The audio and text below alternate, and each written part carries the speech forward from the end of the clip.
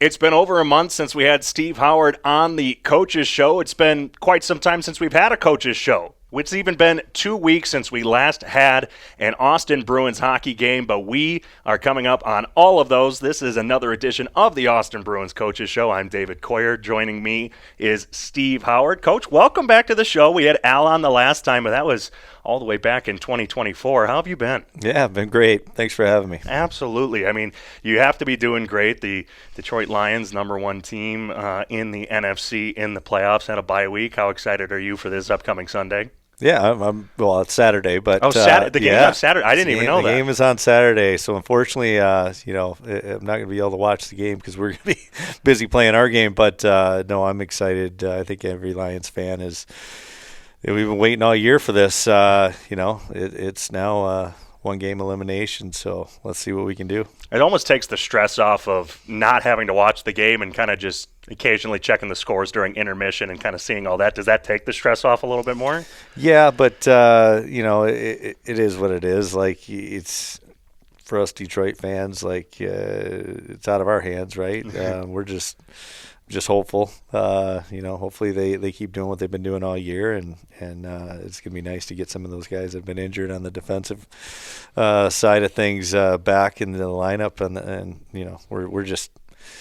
Once again, it's been a long 40-some years of watching Detroit just kind of get ran over, so we're excited for this year.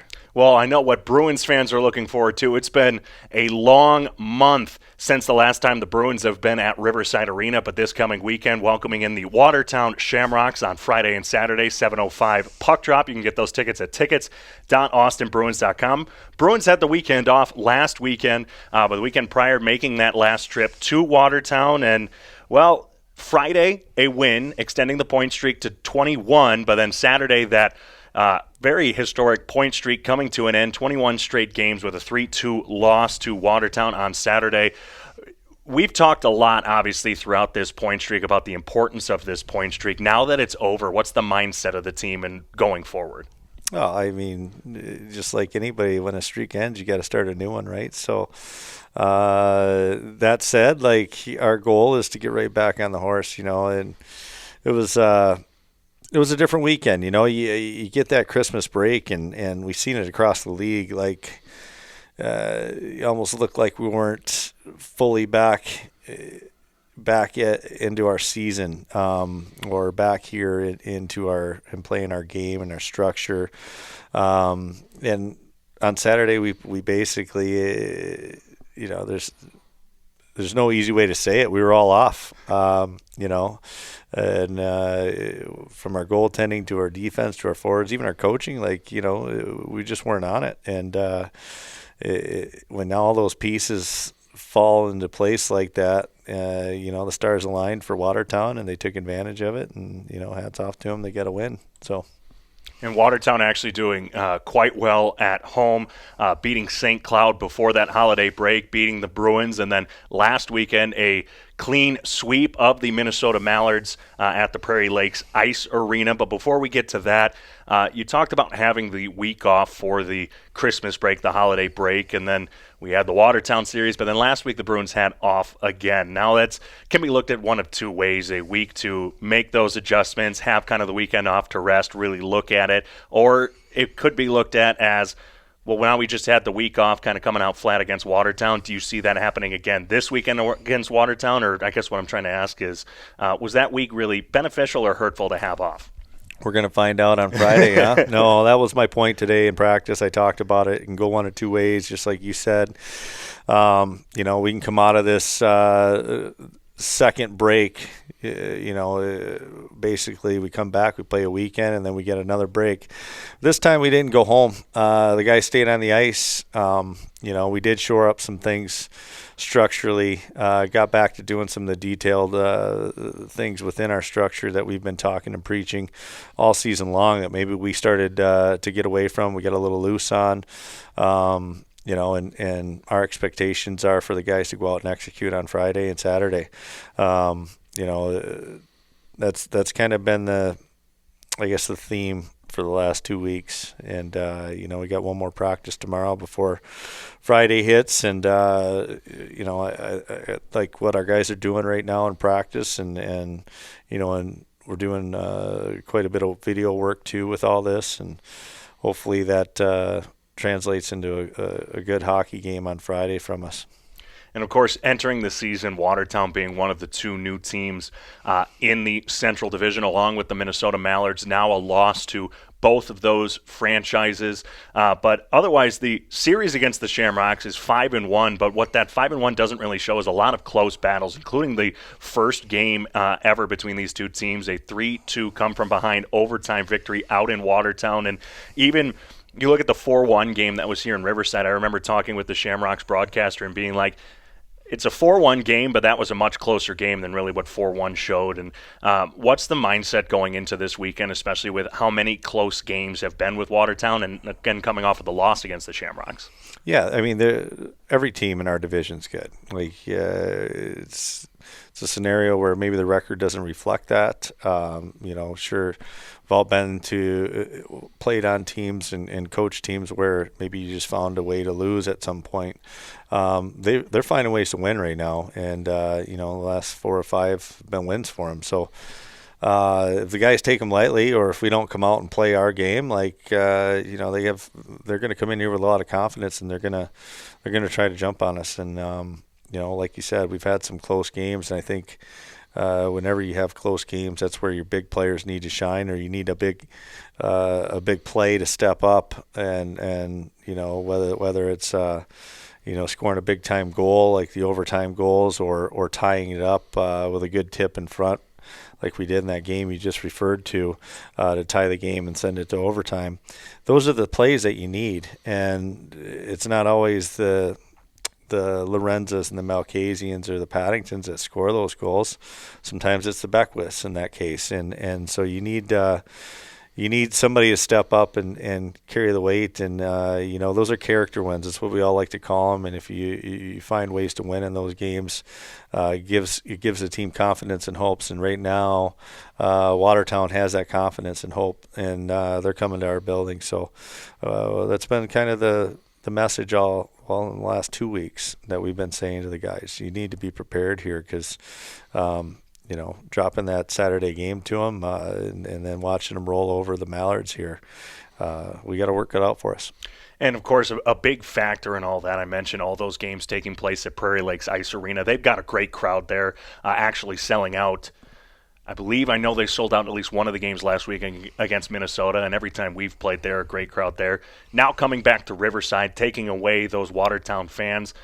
I know we've talked about before how important it is, the fan aspect, the home ice aspect. Now, since Austin hasn't been home for over a month, how do you think the fans will play into this weekend's games? Yeah, I think it's big. Like, our guys really, really enjoy playing in front of a packed house, especially at home. And, the fan base has been great all year here, and, we're excited to see them again. And hopefully they're just as excited to see us, and we got a couple new players in the lineup. So it'll be fun for everybody. I think first and foremost, we need to make sure structurally and mentally we're ready to go on Friday, though. Tickets.austinbruins.com. Of course, you can get any game for the rest of the season, any home game, early at tickets.austinbruins.com, or you can head to one of our flex ticket vendors, Jim's Marketplace, Hy-Vee, or Games People Play to get a flex ticket that's good for any Bruins home game except Paint the Rink Pink. And before we start talking about Paint the Rink Pink, because it is Paint the Rink Pink season, the last time we had you on the show, we talked about a newcomer to the team, Carl Axelson, in net. Now we have another new goaltender on the team since the last time you were on here, Jack Kovetsky, recently joining the team in place of Jack Solomon, who got called up to the Sioux Falls Stampede of the USHL. Talk a little bit about Jack and the role you see him playing on this team. Yeah, so Jack comes from California. He was with the Anaheim Ducks U18 team, and actually their coach, August Aiken, is one of our scouts. He's our West Coast scout, and so we knew about Jack. We did a lot of research on Jack. He was actually a goalie we were looking at going after during the summer. he ended up being protected by the Kenai River Brown Bears, and I'm sorry, I don't know if they tendered him or drafted him, but he ended up going there, and whatever, they had 3 goalies. He was odd man out. He ended up in the NCDC. So we've been tracking him and following along, and then obviously when Solomon got called up, his name came across my desk, and he's at a .919 save percentage in the NCDC, and he's a very capable goalie, and it does help that he's a 2006 birth year. So, it was a no-brainer for us to bring Jack in, and we're excited to have him here. We really don't have any kind of plan in place necessarily. We got 2 capable goalies, and that was the most important thing for us. And as an organization, and looking at the rest of the room, and that, we lost both of our goalies this year. So to replace with a goalie that's now on the NHL Central Scouting list, and to go grab another one that's got a very, very good save percentage from another league. We want to make sure that the guys knew that we were serious about.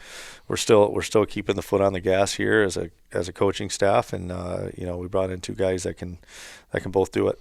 Carl Axelson announced this week as 13th on the NHL Central Scouting list in their midterm rankings among North American goalies. So congratulations to Carl. He's been great in net for the Bruins so far. Transitioning now, we mentioned Paint the Rink Pink season earlier this week. We attended an event at the Hormel Institute, kind of kicking off Paint the Town Pink season. I haven't gotten to experience it yet. This will be your 8th year experiencing Paint the Town Pink. Obviously, a lot of the fans who are watching this kind of know what it is, but can you just kind of explain the importance of what Paint the Rink Pink means to the Bruins and what it means to the town of Austin? Yeah, so 15 years ago, our founder Craig Patrick, he started the whole organization down here, and cancer research and just being able to help the Hormel Institute and the doctors that are over there doing all this research on a daily basis is a big thing for the entire town, and it all started with just a hockey game. Craig had an idea, and threw it together in February, and we ended up dyeing the ice pink, and it just took off from there. So Paint the Rink Pink is what it was originally called.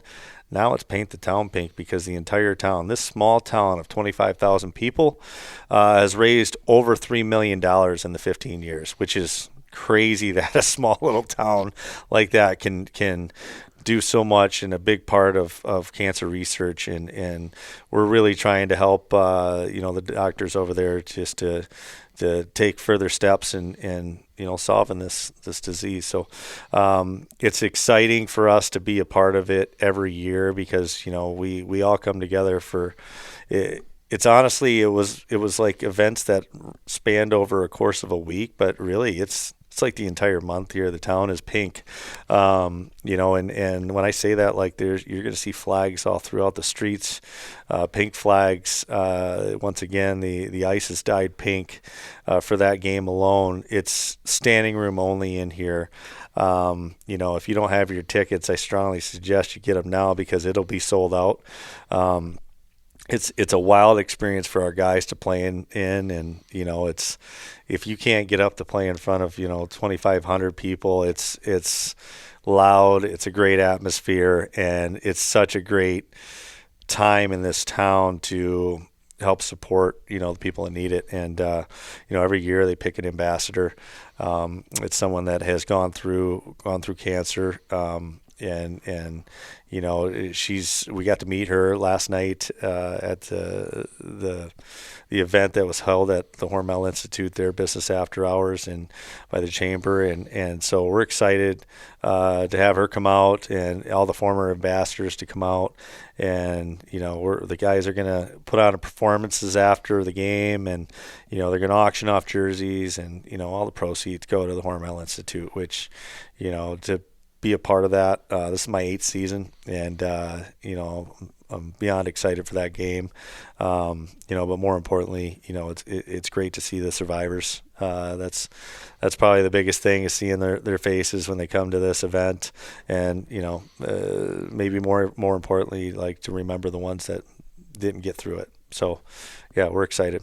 Like he said, tickets will be going fast, so make sure you get your tickets now at tickets.austinbruins.com. Your flex tickets, if you have them, are not good for Paint the Rink Pink Night, so you can't get your tickets at any of the flex ticket vendors, or if you already have flex tickets, they will not be able to be redeemed on the night of the game. You have to get your tickets at tickets.austinbruins.com or by calling our front office at 507-434-4978. And you mentioned doing the skits after the game for the players. That leads into our jersey auction of those game-worn jerseys.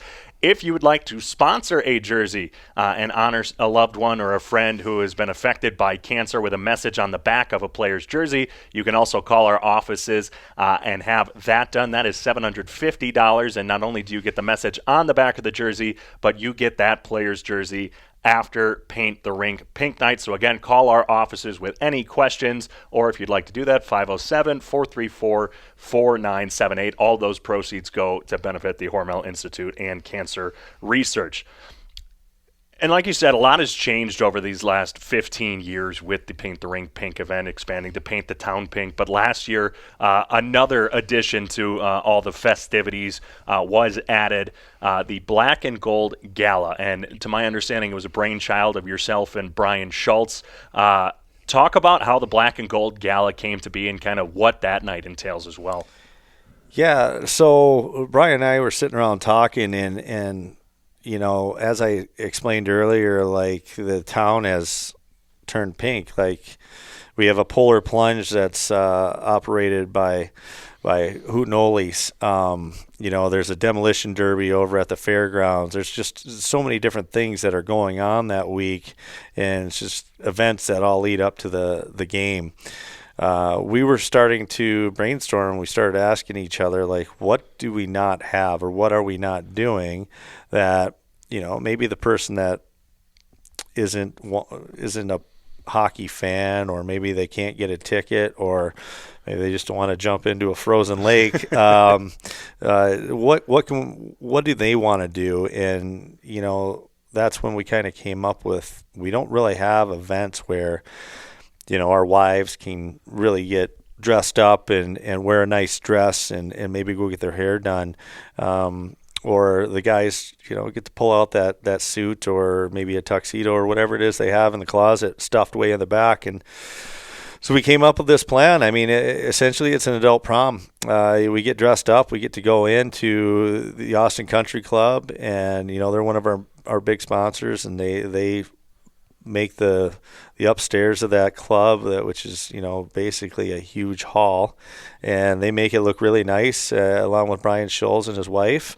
It turns into a nice event where we got a DJ, and you know, we're gonna have guest speakers coming, and you know, it's a fun event for everybody to go and just enjoy a nice dinner and raise some more money for cancer research at the Hormel Institute. And along with that, tickets are $100 per plate. Again, you can call our offices to book that, but there's a live auction where everything auctioned off, again, donated to the Hormel Institute. There's a fun cocktail hour, a social and kind of dance at the end of it, some guest speakers, all of that at the Country Club. I've been marketing it as the most elegant night in Austin. You've been there, I haven't. What was the vibe like last year? What was your favorite moments from it last year? Yeah, you know what? I think seeing everybody's outfits was probably the coolest thing, because once again, when you get past a certain point, you know, a lot of your friends are already married, or maybe it's not wedding season. Mm-hmm. You know, you don't really have a whole lot of reasons to get dialed up and dressed up and go to some event and dance. So when we got to get there and see everybody's outfits and their different jackets, and, you know, my wife immediately went and bought 2 dresses because she couldn't decide which one she wanted.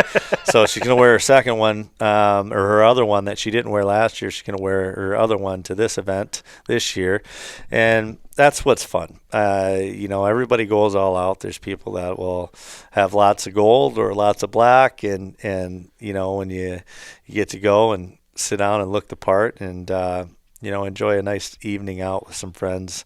I think that's a big part of it, but my favorite is just seeing the different tuxes or suits and ties and bow ties in your case. I'm sure you're probably one of those. You're going to have some fancy, maybe glittery I don't tie. know if I'll have a bow tie for this. I am a bow tie guy. During the trip to Minot, Coach got to see my first bow tie. I haven't worn a bow tie in a while. I think I'm going to pull out a bow tie for Paint the Rink Pink, though. Okay. I think that is when I'll pull out the bow tie. But bow ties are fun. They are. Bow ties are fun. I just don't have any. So, yeah, they are fun. But, yeah, I got a – what do you call it? Sequence. Sure. One of those. I bought one of those jackets last year, and I'm looking forward to putting it back on. This.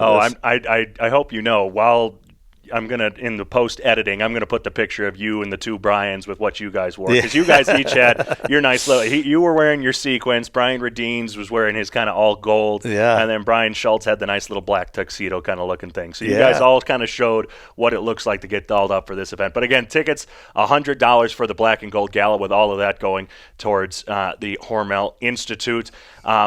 The other options for that event, if you can't make that, which that'll be on Thursday, February the 6th, you have the opportunity to sponsor a seat or a few seats. So if you're not able to make it, or you would just rather have someone who might not be able to go on their own or who has been affected by cancer to go in your place, you can still purchase a seat or two, or even sponsor a table, and we will donate and find people who have been affected by cancer to go. We've already had a kind donor buy 6 tickets for the event that we've already distributed to people who have been affected by cancer. So if you want to know more or would like to do that, 507-434-4978. Otherwise, corporate sponsorships are available starting at $500. Again, give us a call, and we'd be happy to share more information on that. Speaking of favorite memories about the Black and Gold Gala, again, you've been here for 7 Paint the Rink Pink nights.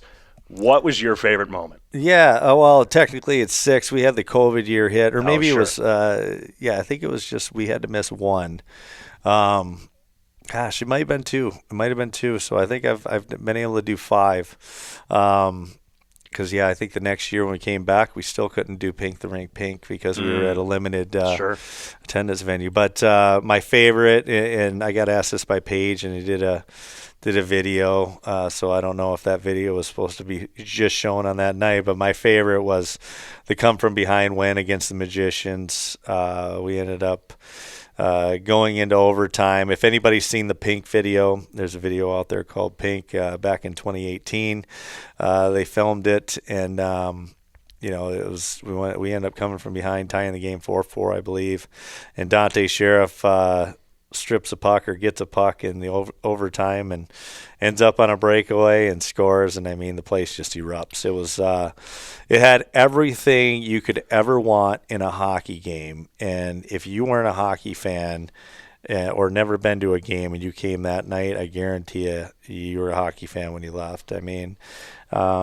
To have the come from behind, all the goals, the overtime win. We had a fight that night, which some people love to watch. So it's it was a big night for Paint the Rink Pink, and we talked about it. We still talk about it. Like, what else could you ask for? And so that said, a lot of those players have moved on, but I think there's if you asked any of those guys that played in that game, that's probably their favorite memory as well. And we still have a long road until Paint the Rink Pink night. That's coming up on February 8th with the Black and Gold Gala the Thursday prior on February the 6th. So you still have plenty of time to get your tickets, but get them before they sell out, because once they sell out, there's no more room, and we can't do anything about it. It's the most popular night in Austin and during the Bruins season, so make sure you call our offices with any questions or head to tickets.austinbruins.com to get your tickets today. This weekend, though, the Bruins welcome in the Watertown Shamrocks for a 2-game series, the last time that the Bruins see the Shamrocks this season. Those games are on Friday and Saturday, 7:05 puck drop from Riverside Arena. And next weekend, games against the Aberdeen Wings. Again, those are both 7:05 puck drops. Tickets available at tickets.austinbruins.com. But it is Paint the Rink Pink season, so make sure you stay tuned to Bruins social media for any sort of pop-up events or fun things that we're doing for Paint the Rink Pink Night, any giveaways or any, again, tickets that you might need. Make sure you stay tuned to all of our social media channels for that. But for now, this has been another edition of the Austin Bruins Coaches Show. Coach, thanks for joining us. Thanks for having me. We'll see you next time near Paint the Ring Pink right here on the Austin Bruins YouTube channel.